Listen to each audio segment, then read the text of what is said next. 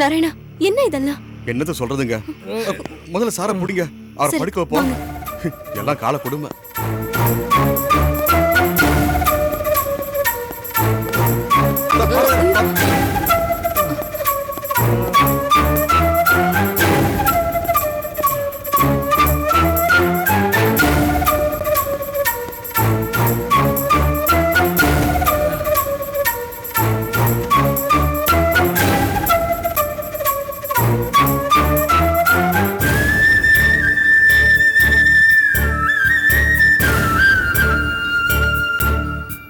Sir எந்த தப்பும் பண்ண மாட்டார், எந்த கட்டப்படும் கிடையாது, ஒரு சிகரெட் கூட பிடிக்க மாட்டார். என்ன மனக்குறையோ தெரியல, இன்னைக்கு திடீர்னு கிளப்புக்கு போனார். வெளியில வரும்போது பார்த்தா இந்த நிலைமையில் இருக்காரு. இது வரைக்கும் அவர் குடிச்சு நான் பார்த்ததே இல்ல. ஆமாங்க, எனக்கு அழுகிய ஆச்சரியமா இருக்கு. இப்படி மூக்க முட்டை குடிச்சு வந்து நிக்கிறாரு. நான் இவர் எங்க கூட்டு வந்திருக்கேன்னு அது கூட அவருக்கு தெரியாது. இந்த சிச்சுவேஷன்ல நான் அவர் வீட்டுக்கு கூட்டு போனா அவ்வளவுதான், வீடே ரெண்டாயிடும், பெரிய விபரீதம் ஆயிடும். சாருக்கு இருக்கிற மரியாதை வீட்டுல சுத்தமா போயிடும். அதனால தான் அவர் இங்க நான் கூட்டு வந்தேன். எனக்கு என்ன பண்றதுன்னு தெரியல. எவ்வளவு லேட் ஆனாலும் பரவாயில்ல, நான் கார்ல வெயிட் பண்றேன். அவர் முடிச்சதுக்கு அப்புறம் சொல்லுங்கம்மா. ரொம்ப நல்ல வேலை பண்ணிருக்கேன் நாராயணா. உனக்கு எப்படி நன்றி சொல்றதுன்னு தெரியல. என்னங்க இப்படி சொல்றீங்க? அவர் நல்லா இருந்தா தானே நான் நல்லா இருக்க முடியும். இந்த விஷயம் மேடத்துக்கு தெரிஞ்சா அவ்வளவுதான், சார் நிம்மதியே போயிடும். இப்ப ரொம்ப லேட் ஆயிடுச்சே, வீட்டுக்கு ஒரு ஃபோன் பண்ணிடு. அதாம்மா, வீட்டுக்கு நான் ஃபோன் பண்ணி சொல்லிடுறேன். பண்ணிக்கோ. சரிங்க.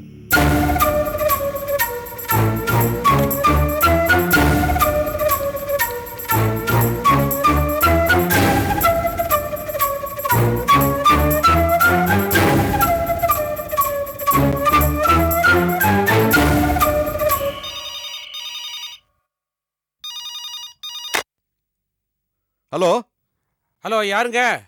அண்ணே, ராஜனே, நான் தான் நாராயணன் பேசுறேன். என்னடே, முதலாளி வீட்டுக்கே ஃபோன் பண்ற அளவுக்கு வந்துட்டியா நீ? ஐயோ, நீங்க நேரம் காலம் தெரியாம விளையாடுறதுங்க. ஒரு முக்கியமான விஷயம் பெரியம்மா கிட்டே சின்னம்மா கிட்டே சொல்லணும். என்னடா விஷயம்? நான் பெரியம்மா கிட்டே சொல்லிடுறேன், சொல்லு. ஒன்றும் இல்லைண்ணே, இன்னைக்கு சாருக்கு ஆஃபீஸ் விஷயமா முக்கியமான மீட்டிங் ஸ்டார் ஹோட்டல் இருக்கு. ராத்திரி வரது கொஞ்சம் லேட்டான ஆயிடும். சின்னம்மா சாப்பிடாம இருந்துட்டு போறாங்க, அதான் கொஞ்சம் சொல்லிடுங்க. அவ்வளவுதானே? குடி, இன்னைக்கு உனக்கு ஸ்டார் ஹோட்டல்ல சாப்பாடு. ஜவாய். மேடம், ஒரு வழியா வீட்டுல மேட்டர் சொல்லிட்டேன். நான் வெளில வெயிட் பண்றேன். குடிக்க தண்ணி கொண்டு வருவா? இல்ல வேண்டாம் மேடம், வண்டியில இருக்கு. நான் வெளில வெயிட் பண்றேன். ஐயா கண் முடிச்சதும் என்ன கூப்பிடுங்க, நான் வரேன். கதை முடிக்கணுமா? சரி.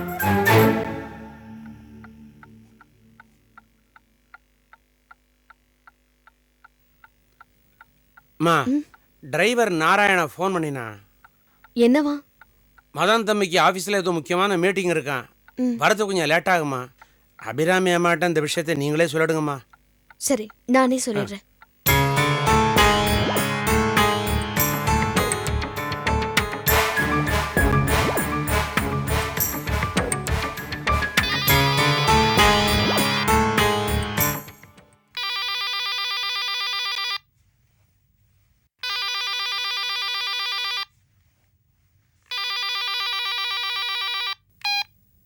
ஹலோ.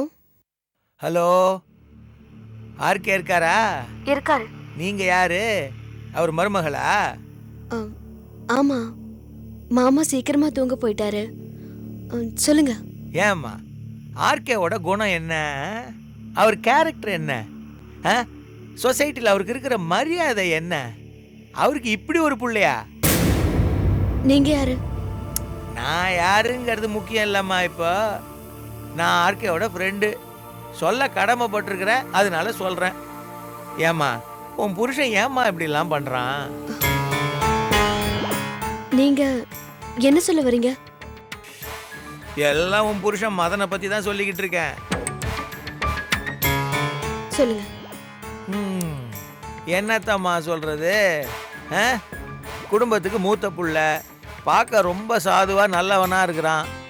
அவன் போய் இப்படி எல்லாம் பண்ணுவான்னு நான் கொஞ்சம் கூட எதிர்பார்க்கல. அவன் இன்னைக்கு என்ன பண்ணான்னு தெரியுமா? இன்னும் நீங்க சொல்லவே இல்லையே. இன்னைக்கு நேரத்தோட மதன் கிளப்புக்கு வந்தான். எப்பவும் ஃப்ரூட் ஜூஸ் ஆர்டர் பண்ணி குடிக்கிறவன் இன்னைக்கு லார்ஜா பிராண்டி ஆர்டர் பண்ணி குடிச்சான். நான் நினைக்கிறேன் நீட்டாவே குடிச்சிட்டான்னு நினைக்கிறேன். அவங்க அப்பா இல்லாம தனியா கிளப்புக்கு வந்து போதை தலைக்கு ஏறுற அளவுக்கு குடிச்சிட்டு தள்ளாடிக்கிட்டே வீட்டுக்கு போனாமா. ஆர்கேக்கு சொல்ல வேண்டியது என் கடமை, அதனால தான் ஃபோன் போட்டேன்.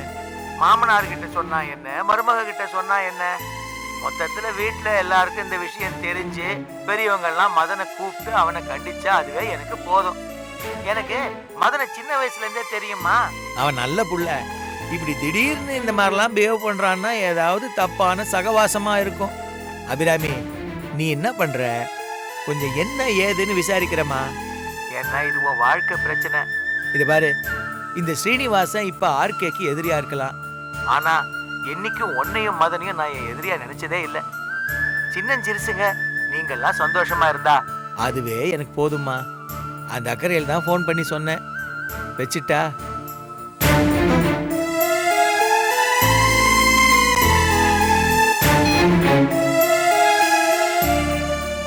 சபாஷ்டா ஸ்ரீனிவாசா, சபாஷ். அபிராமி கிட்ட விஷயத்த சொல்லிட்ட. இந்த நெருப்பு நிச்சயமா கொழுந்து விட்டு எரியும். நல்ல வேலை ஃபோன் அபிராமி அக்கா எடுக்கல. இந்த விஷயம் அக்காவுக்கு தெரியாம பாத்துக்கணும்.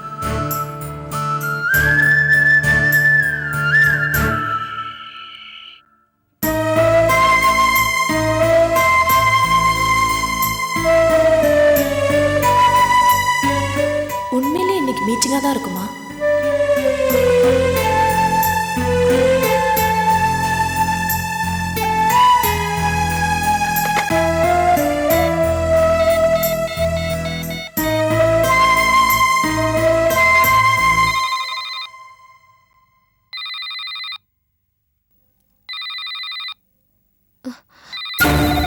ஐயோ, வீட்ல இருந்து ஃபோன் வருதே.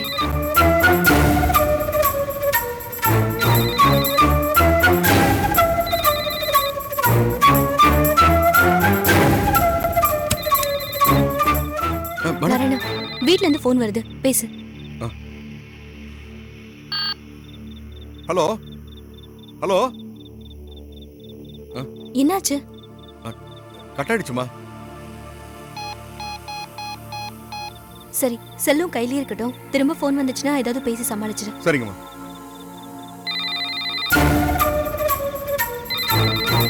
பேசு. ஹலோ. என்ன நாராயணா, நீ ஃபோன் எடுக்கிற? அவர் எங்க? இல்லம்மா, அவர் மீட்டிங்ல இருக்காரு. டிஸ்டர்பன்ஸா இருக்குன்னு என்கிட்ட ஃபோன் கொடுத்தாரு. நான் வீட்டுக்கு ஃபோன் பண்ணி சொன்னேனேம்மா.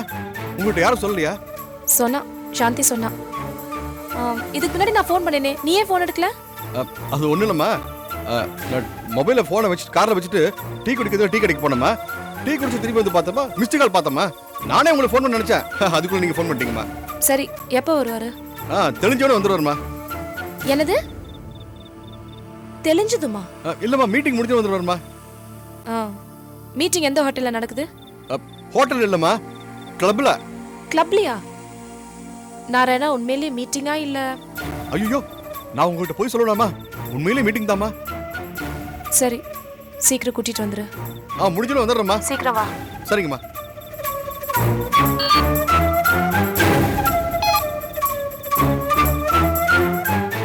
என்ன நாராயணா, இப்பதான் உயிர் வந்துச்சா? என்னம்மா கிண்டல் பண்றீங்க? சேச்சே, உன் நிலைமைய பார்த்தா எனக்கு ரொம்ப பரிதாபமா இருக்கு. என்ன விடுங்கம்மா, நான் சாதாரண டிரைவர். உங்க நிலைமை நினைக்கும் போதுதான் என் மனசு கஷ்டமா இருக்கு. மா, நான் பேசுறத டிரைவர் பேசுறத எடுத்துக்காதீங்க. உங்க மேல உள்ள பாசத்தால தான் கேட்கறேன். இன்னும் எத்தனை நாளைக்குமா இப்படியே வாழ போறீங்க? மா, நான் ஏதாவது தப்பா பேசிட்டேன்னா? சேச்சே, இல்ல நாராயணா. நீ கேட்ட கேள்விக்கு இப்போதைக்கு என்னோட பதில் விதின்னு தான் சொல்ல முடியும். காதல், அதான் என் கண்ணை மறைச்சிருச்சு. மா, அன்னைக்கு நீங்க 2 பேரும் காதலிச்சீங்க. ஆனா அவரு அப்பாவுக்கு பயந்துட்டு அபிராமி அம்மாவை கல்யாணம் பண்ணிக்கிட்டாரு. அன்னைக்கு நீங்க அந்த காதலை தூக்கி எறிஞ்சிட்டு நீங்க வேற ஒரு கல்யாணம் பண்ணிருக்கலாமா? ஏமா அப்படி பண்ணல? ஆம்பளைங்க உடனே மனசை மாத்திக்கலாம், ஆனா பொம்பளைங்களால முடியாதே நாராயணா. மனசாலையும் உடலாலையும் நான் அவருக்கு என்ன கொடுத்துட்டேன். அதை தாண்டி என்னால ஒரு வாழ்க்கைய நினைச்சு கூட பார்க்க முடியல. நான் அன்னைக்கு இருந்த மனநிலையில என் மனசுல ஓடிட்டு இருந்த ஒரே வார்த்தை மதன், மதன் தான். பூக்கிற எல்லா பூக்களும் பூஜைக்குன்னு பூக்கறதில்ல. சிலது கடவுளுக்கு போகுது, சிலது கல்லறைக்கு போகுது. நானும் பூஜைக்குரிய பூவாதான் இருக்கணும்னு ஆசைப்பட்டேன். ஆனா முடியல. ஒரு பக்கம் கோவக்கார பெரிய ஐயா, இன்னொரு பக்கம் அபிராமி அம்மா. கார்த்திக் தம்பி பண்ணிட்டு வந்த கல்யாணத்தால தம் பிள்ளையே பிள்ளை இல்லைன்னு சொன்னவர் இன்னைக்கு மதன் ஐயா மேல முழு நம்பிக்கை வச்சிருக்காரு. இந்த மேட்டர் வெளில தெரிஞ்சா என்ன ஆகுமோ தெரியல. அபிராமி அம்மா நல்லவங்க தான். நாராயணா, என்னதான் நடந்தாலும் அபிராமி அக்காவோட வாழ்க்கையில நான் குறுக்க நிக்க மாட்டேன். ஆனா எனக்கு இருக்கிற ஒரே ஆசை, என் கழுத்துல அவர் ஒரு தாலியை கட்டினாலே போதும். என்னம்மா வினோதமா பேசுறீங்க?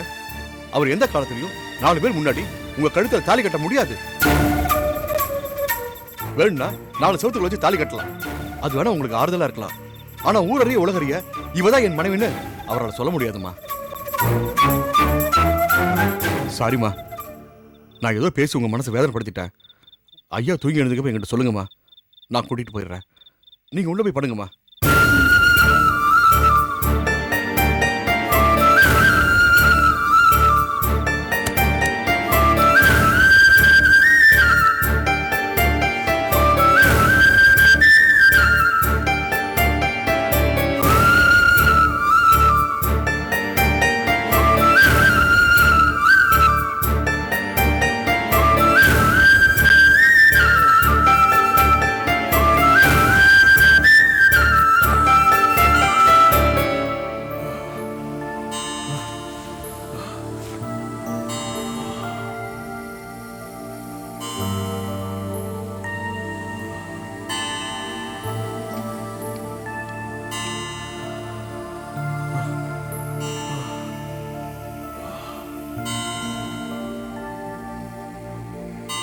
என்னங்க, தலைவலிக்குதா?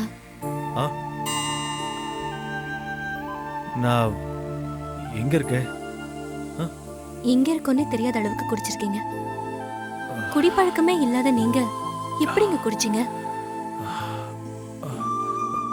நான் எப்படி இங்க வந்தேன்? போதையோட நீங்க வீட்டுக்கு போனா வீட்டுல பெரிய பிரச்சனையா இருக்கும். அதான் நாராயணன் உங்களை இங்க கூட்டிட்டு வந்தாரு.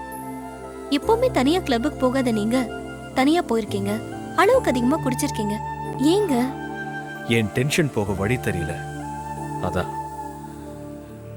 சரி, எனக்கு டைம் ஆச்சு, நான் கிளம்புறேன். நீங்க போய் ஃபேஸ் வாஷ் பண்ணிட்டு ரெடி ஆயிடுங்க. நாராயணன் நீங்க வீட்டுக்கு லேட்டா வருவீங்கன்னு ஃபோன் பண்ணி சொல்லியிருக்கான். ஆமா, நாராயணன் எங்க இருக்கா? வெளியில வாசல்ல தான் படுத்துட்டு இருக்காப்ல. நான் போய் எழுப்புறேன், நீங்க ரெடி ஆயிடுங்க. சொல்ல மறந்துட்டேன், அபிராமி அக்கா ஃபோன் பண்ணாங்க. அபிராமி ஃபோன் பண்ணாளா? பயப்படாதீங்க, நாராயணன் பேசி சமாளிச்சிட்டான். நீங்க ரெடி ஆயிடுங்க, நான் போய் அவனை எழுப்புறேன்.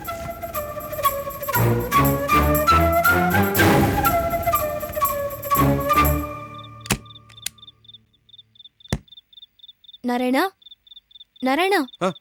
அம்மா, ஐயா எழுந்துட்டாரம்மா? எழுந்தாச்சு, நீ போய் கார் ரெடி பண்ணு. சரிங்கம்மா.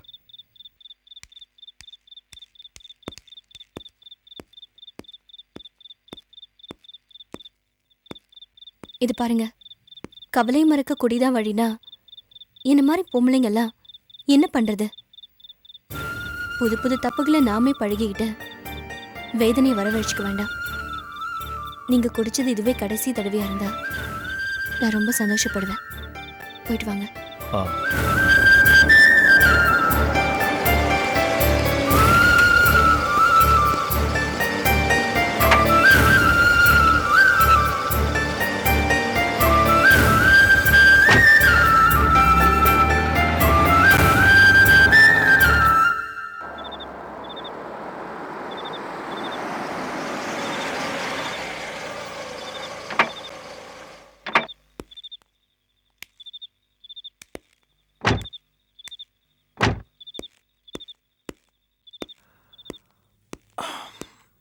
என்ன தம்பி இவ்வளவு லேட்டா வரீங்க?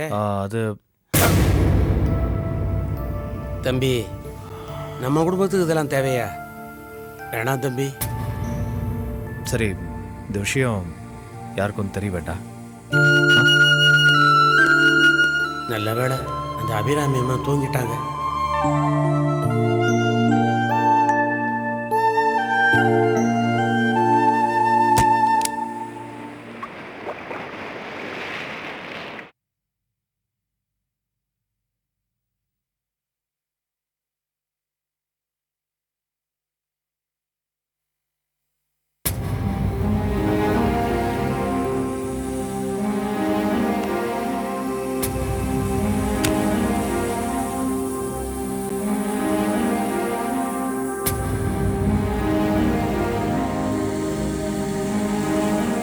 உங்ககிட்ட ஒரு விஷயம் சொல்லணுங்க.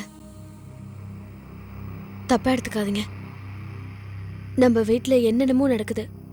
எனக்கு பயமா இருக்கு. முதல்ல விஷயத்த சொல்லு. சொல்லாம நீ என்ன பயமுறுத்துற? நேத்து மாமாவோட பழைய பார்ட்னர் சீனிவாசன் ஃபோன் பண்ணி பேசினாரு. ஸ்ரீனிவாசனா? என்ன சொன்னாரு? அபிராமி அக்கா கிட்ட பேசுறதா நினைச்சு என்கிட்ட பேசினாரு. நேத்து மாமா இல்லாம உங்க அண்ணன் மட்டும் தனியா கிளப்புக்கு போயிருக்காரு போல இருக்கு.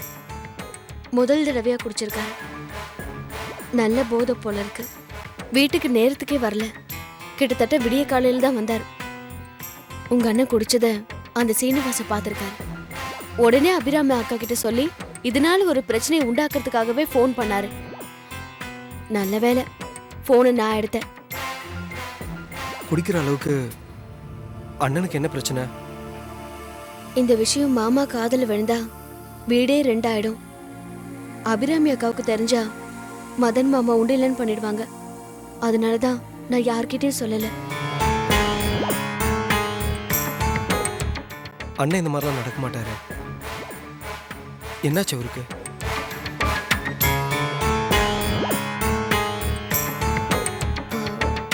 இப்படி இருக்கலாம் நான் நினைக்கிறேன். எப்படி? அபிராமி அக்காவுக்கு குழந்தை பிறக்கிறதுல கொஞ்சம் ப்ராப்ளம் இருக்குல்ல. அதனால எங்க நம்மளால இந்த குடும்பத்துக்கு வாரிசு தர முடியாதுன்னு வருத்தப்பட்டு குடிச்சிருக்கலாம். இதெல்லாம் சுத்த பைத்தியக்காரனமா இருக்கு சாந்தி. குழந்தை பிறக்கிறதுங்கிறது அன்னைக்கு மட்டும் இல்ல, எல்லா பெண்களுக்குமே ஒரு மறுபிறப்பு மாதிரி தான். அதுக்காக ஒரு மனுஷன் குடிப்பானா? ச்சே. இது அப்படியே உங்க அண்ணங்கிட்ட சொல்லுங்க. இந்த பழக்கம் வேண்டான்னு பக்குவமா எடுத்து சொல்லுங்க. முக்கியமா இந்த விஷயம் யாருக்கும் தெரிய வேண்டாம். நேரம் பார்த்து பேசுறேன். எது எப்படியோ அபிராமி அக்காவுக்கு இந்த விஷயம் தெரியாம பாத்துக்குங்க. நீ சொல்றது சரிதான் சாந்தி.